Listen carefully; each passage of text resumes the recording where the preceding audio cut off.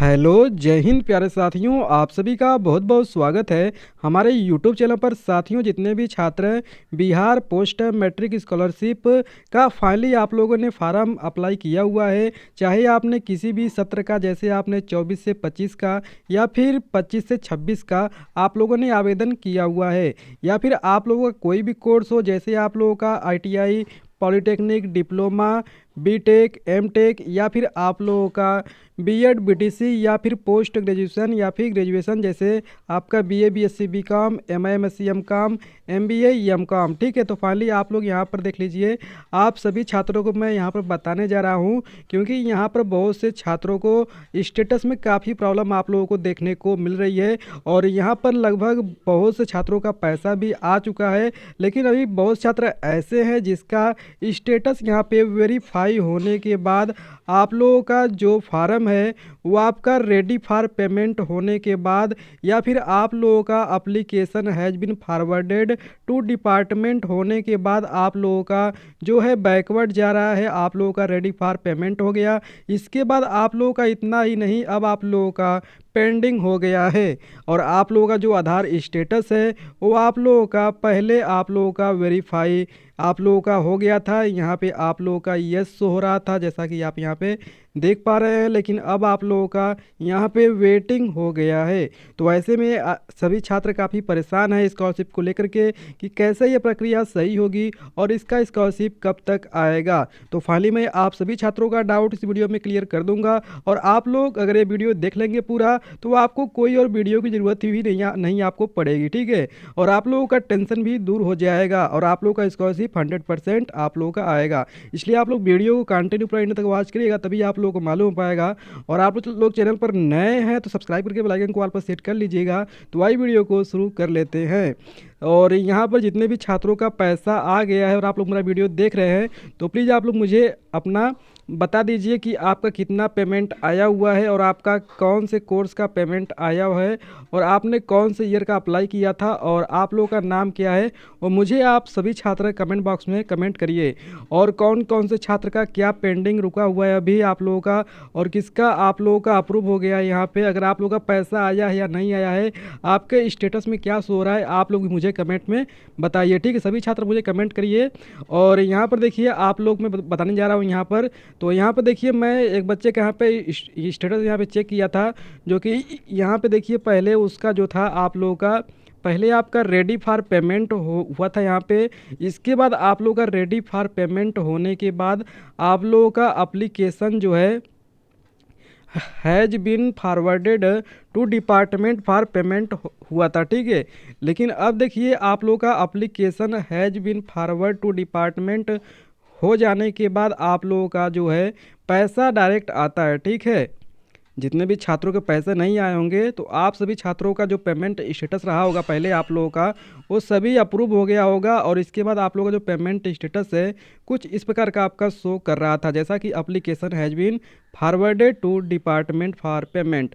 तो अगर इतना आप लोगों का हो जाता है, तो आप लोगों का इसके बाद का जो प्रोसेस होता है, आप लोगों के अकाउंट में पैसा आने का होता है। ठीक है, तो यहाँ पर देखिए, अब आप लोगों का application has been forwarded to department, ये हटा करके आप लोगों का रेडी फॉर पेमेंट हुआ था, जैसा कि यहाँ पे आप लोग मैं प्रूफ दिखा रहा हूँ। ठीक है, आप लोगों का रेडी फॉर पेमेंट हुआ था। इसके बाद देखिए, रेडी फॉर पेमेंट होने के बाद कल के डेट में सभी छात्रों का स्टेटस यहाँ पे चेंज कर दिया गया है। अब आपका रेडी फॉर पेमेंट के बाद देखिए, अब यहाँ पे पेमेंट स्टेटस जो है पेंडिंग कर दिया गया है।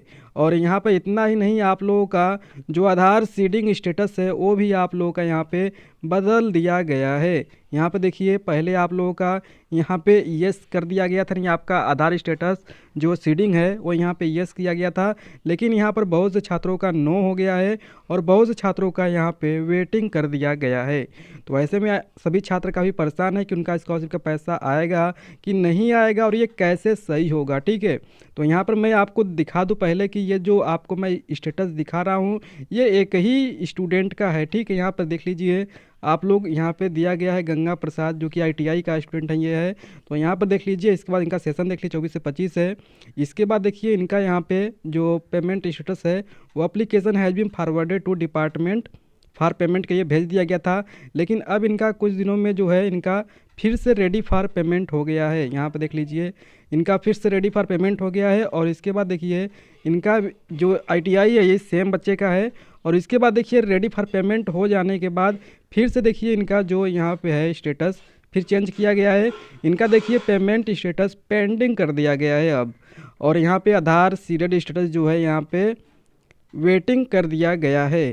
तो ऐसे में सभी छात्र काफ़ी परेशान है कि उनका कैसे सही होगा। तो फ्रेंड्स आइए मैं आप लोगों को पूरी जानकारी बता दे रहा हूँ अभी, ठीक है। तो यहाँ पर देखिए मैं नोटिस के माध्यम से आप लोगों को बताऊँगा। जैसा कि साथियों आप लोग यहाँ पर देख पा रहे हैं, फाइनली नोटिस में दिया गया है आपके स्कॉलरशिप स्टेटस का मतलब क्या है, ठीक है।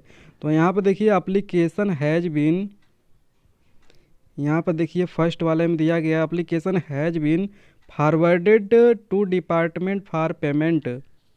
आपका आवेदन पेमेंट विभाग को भेज दिया गया है, इसका मतलब होता है, ठीक है। और सेकेंड का अर्थ होता है आप लोगों का रेडी फॉर पेमेंट। अगर आप लोगों का रेडी फॉर पेमेंट है तो आप लोगों का आपका आवेदन भुगतान के लिए तैयार हो गया है। लेकिन यहाँ पर देखिए जिसका पेंडिंग हो गया है, यहाँ पर देखिए थर्ड और दिया गया है पेमेंट स्टेटस पेंडिंग। इसका मतलब है पैसा अभी प्रोसेस में है और रुका हुआ या रद्द नहीं हुआ, ठीक है। यहाँ पर देखिए अगर आप लोगों का पेमेंट स्टेटस पेंडिंग है तो इसका मतलब है कि अभी आप लोगों का जो पैसा है वो प्रोसेस में है, ठीक है। ये मत सोच लीजिएगा कि आप लोगों का रद्द कर दिया गया, ठीक है। इसका मतलब है आप लोगों का प्रोसेस में है और आप लोगों का पैसा जल्द ही आप लोगों के अकाउंट में भेज दिया जाएगा।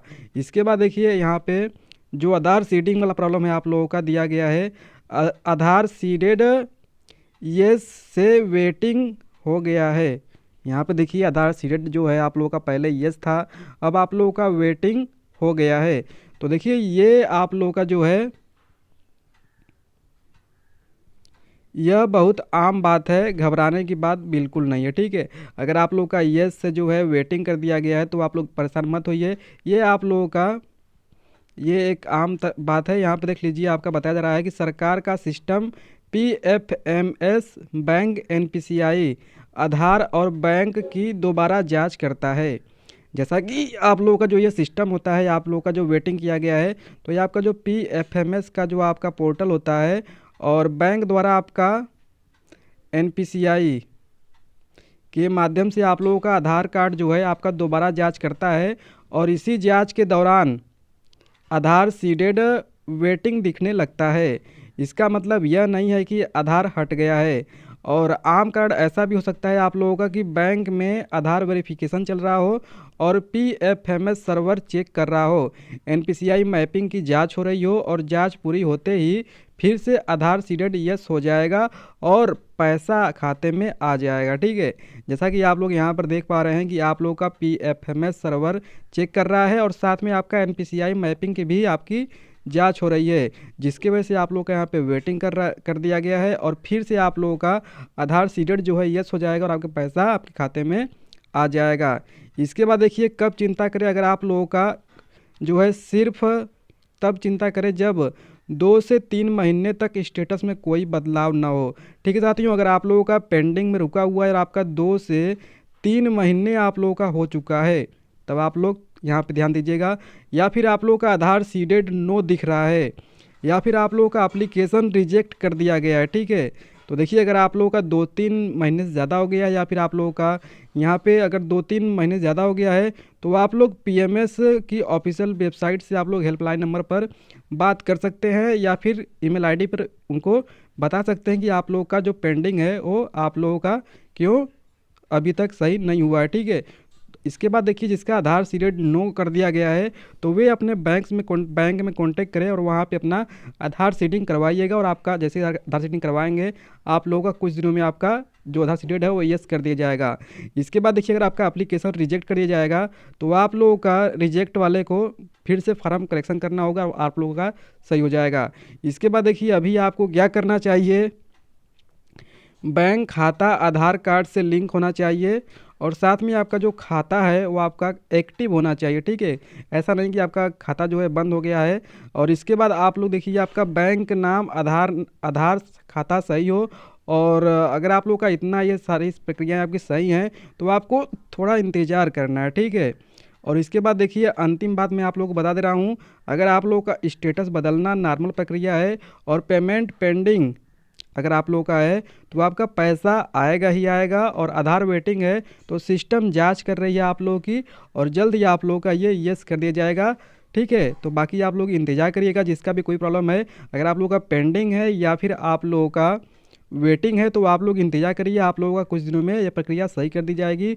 और जितने भी छात्रों का अगर डिफेक्टेड है फार्म में या फिर आप लोगों का रिजेक्ट कर दिया गया फार्म डायरेक्ट, तो आप लोग अपना फार्म करेक्शन कर लीजिए और आप लोगों का सही हो जाएगा। बाकी आप लोग को स्टेटस कैसे चेक करना है मैं प्रॉपर वीडियो बनाया हूँ, आप लोग मेरे चैनल पर जाइए, वहाँ से वो वीडियो को देख लीजिए। और आप लोगों का कोई भी कन्फ्यूजन कोई भी डाउट है तो आप लोग कमेंट बॉक्स में मुझे पूछ सकते हैं मुझसे, और मैं आप लोग का रिप्लाई 100% करूँगा। तब तक के लिए मिलते हैं एक नए वीडियो में, धन्यवाद।